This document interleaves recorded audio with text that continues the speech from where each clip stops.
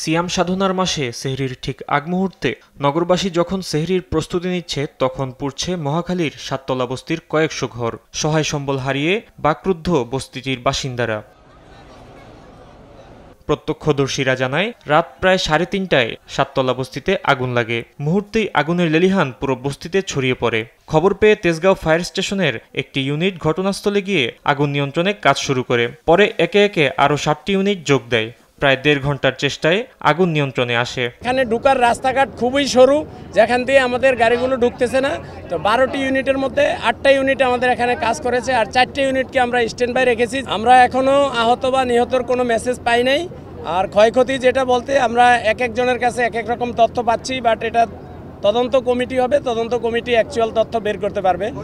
তবে ঠিক কী কারণে আগুনের সূত্রপাত সে সম্পর্কে কিছুই বলতে পারেনি সেখানকার বাসিন্দারা। এই 2:30টার দিকে তিনি শব্দ পাইতেছি আগুন লাগছে আগুন লাগছে, এরপর যে উন্মাল করে সবাই বাইরে আসছে। যেখানে আগুনের সূত্রপাত ওই কাছেই একটা মিটার রুম আছে, মিটার রুমের উপরে আবার ট্রান্সফরমার আছে, বড় ট্রান্সফরমার।